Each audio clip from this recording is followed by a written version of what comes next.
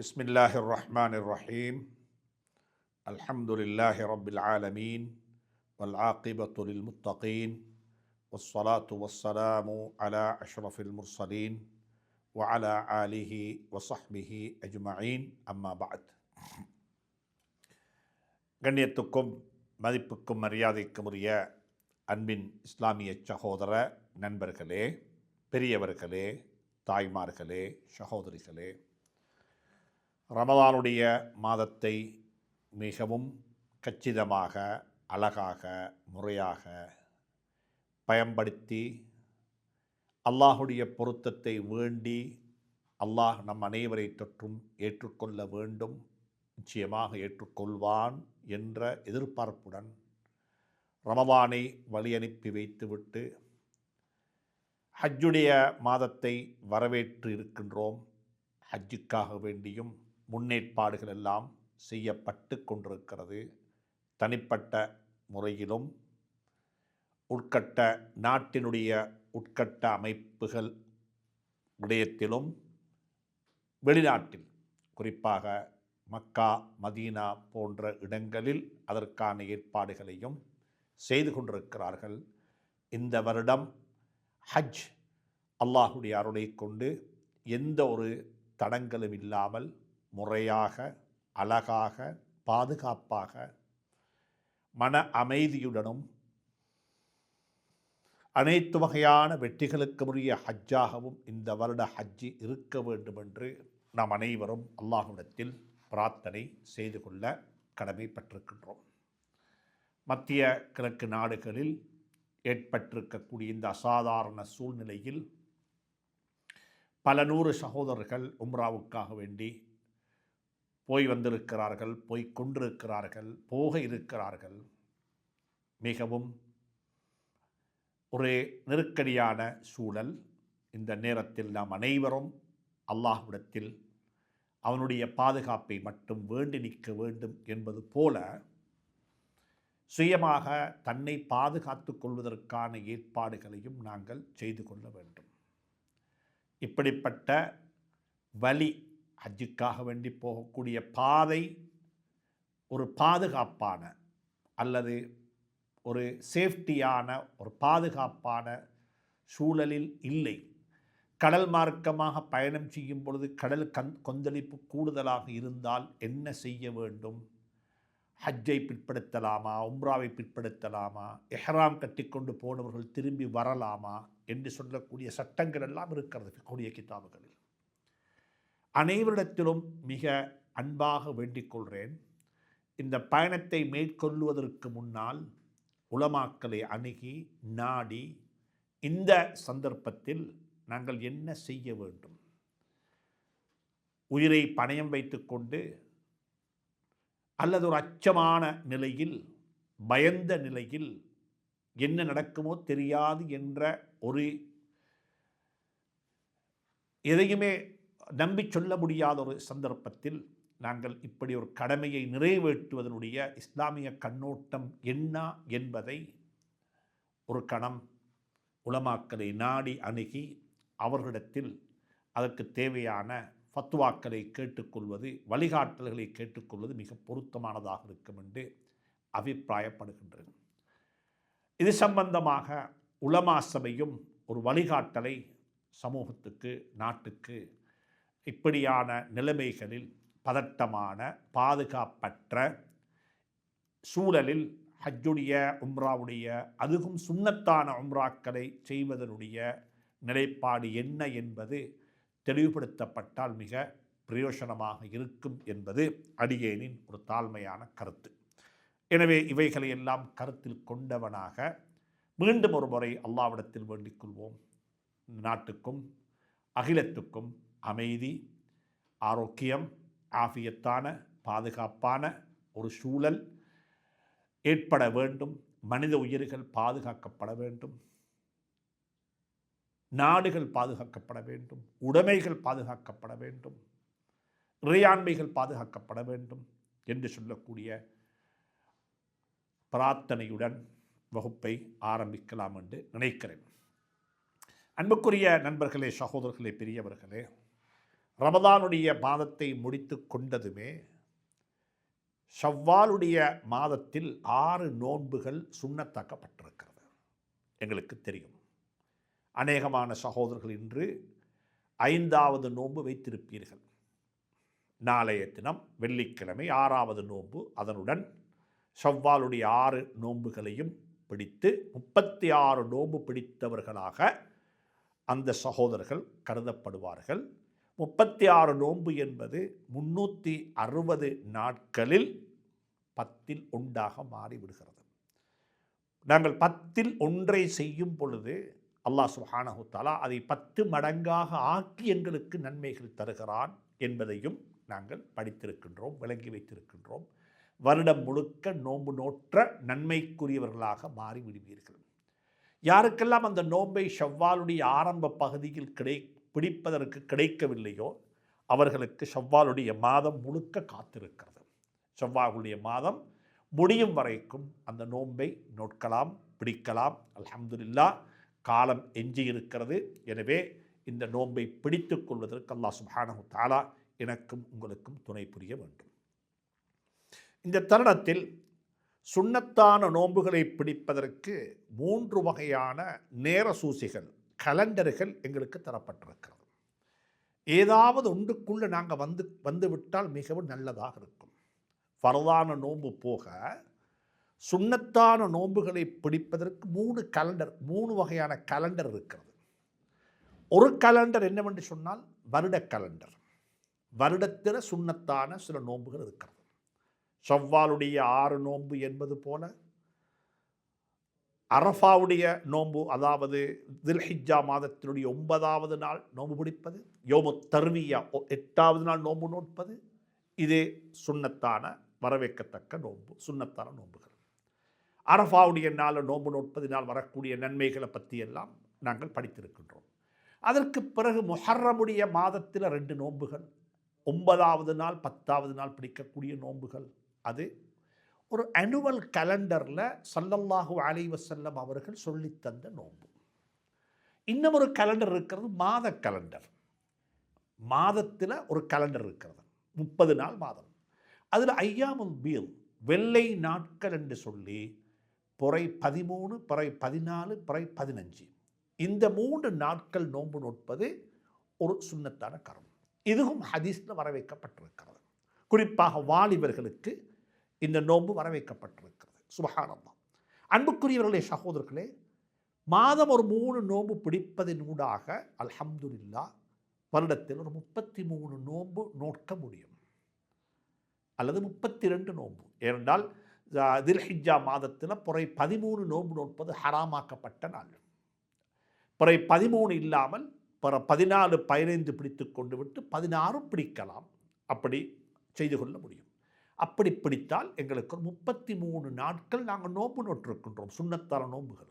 சுப்ஹானல்லாஹ், அதுவும் ஒரு பெரும் பாக்கியமாக இருக்கும். அதற்கு மேலொரு படியாக போய் வாரம் என்ற அடிப்படையில் ஒரு கலண்டரை வச்சு, வார கலண்டர், அதை வைத்து திங்கள் வியாழ நோன்பு நோட்பது, திங்கட்கிழமை வியாழக்கிழமை நாட்கள் என்று நோன்பு நோட்பது, இதுவும் ஒரு ஸல்லல்லாஹு அலைஹி வஸல்லமுடைய ஒரு சுன்னா. இந்த 3 கலண்டர்லையும் மாஷா அல்லாஹ் எங்களுக்கு நோன்பு நோட்க முடியும். ஆனால் நாங்கள் பலகீனமானவர்கள்.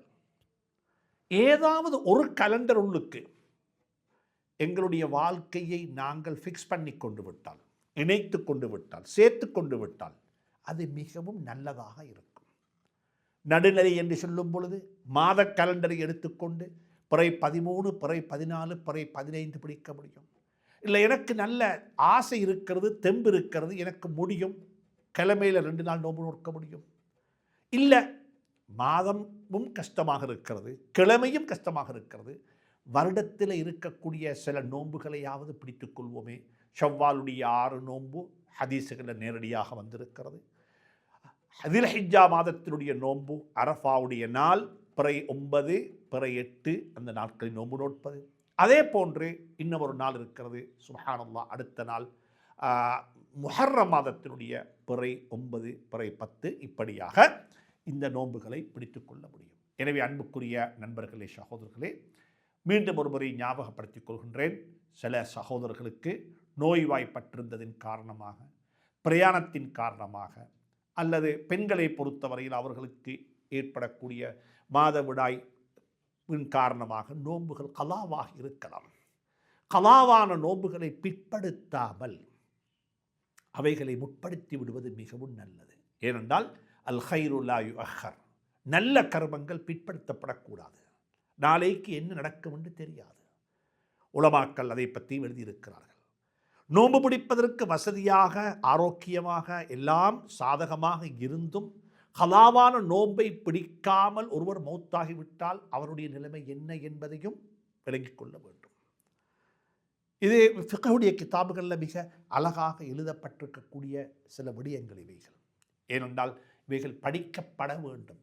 ஒரு அமலை செய்வதற்கு அவகாசம், ஆரோக்கியம், சூழல் அனைத்தும் சாதகமாக இருந்தும் அந்த அமலை நான் செய்யாமல் பிற்படுத்திவிட்டால் அந்த அமல் என் மீது கலாவாக மாறிவிடும். அந்த அமலை நான் என்ன செய்ய வேண்டும்? முற்படுத்தி இருக்கலாம், அவசரப்படுத்தி இருக்கலாம். ஏன் பிற்படுத்தினேன்? உதாரணமாக லொஹரு தொழ வேண்டும். ஆனால் லொஹருடைய தொழுகை 3:30 மணி வரைக்கும் தொழலாம்.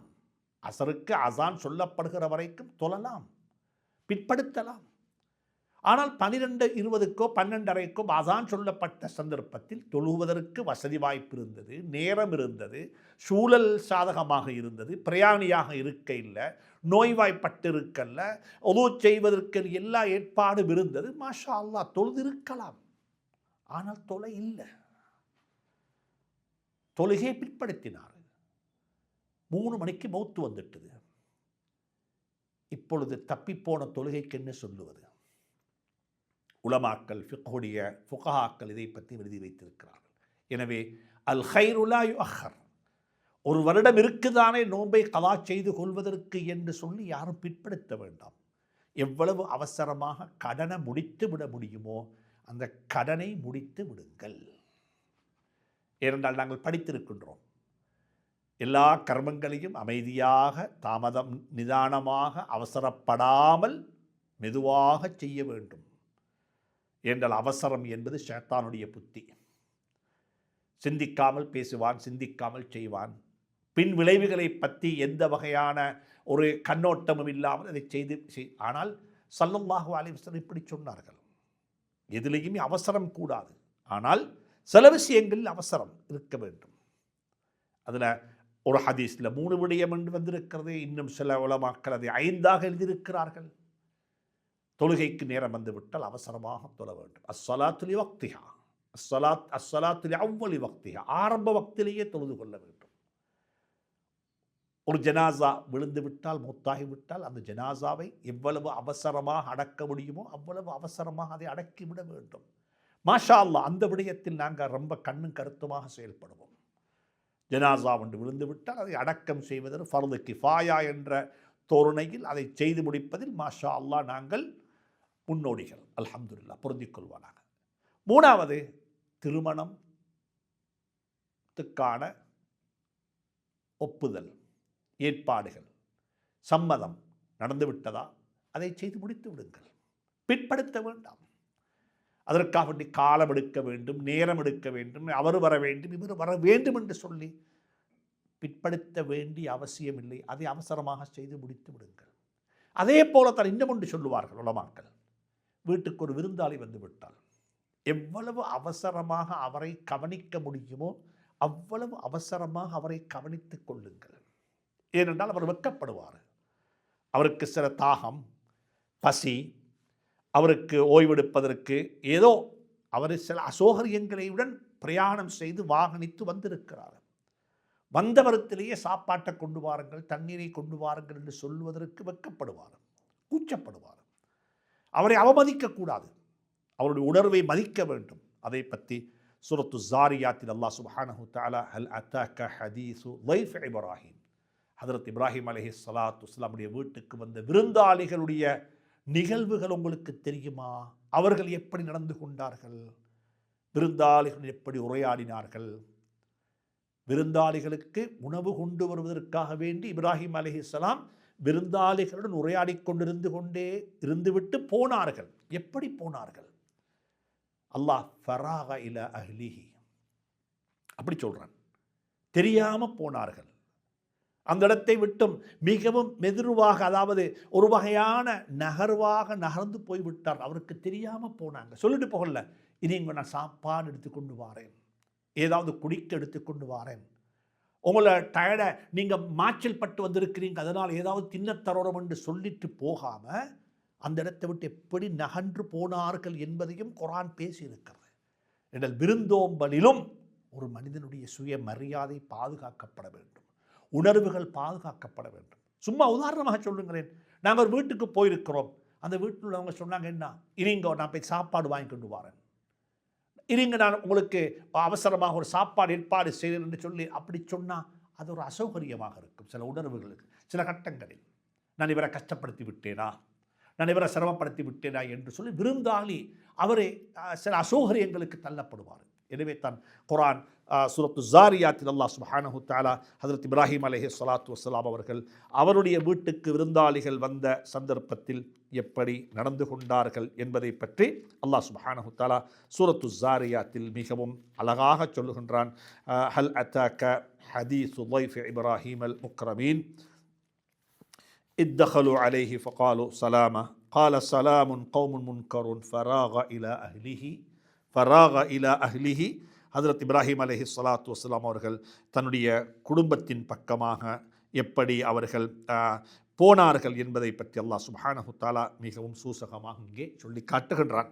அவர்கள் போய் அவர்களுக்கு வீட்டில் இருந்ததை கொண்டு வந்து வைத்தார்கள். வீட்டுக்குள்ளே என்ன இருந்தது? ஏதோ சமைக்கப்பட்டு கொண்டிருந்த மாமிசத்தை கொண்டு வந்து வைத்தார்கள். இருப்பதை கொண்டு வந்து வைத்து விடுங்கள். இதுவும் ஒரு அழகான பண்பு.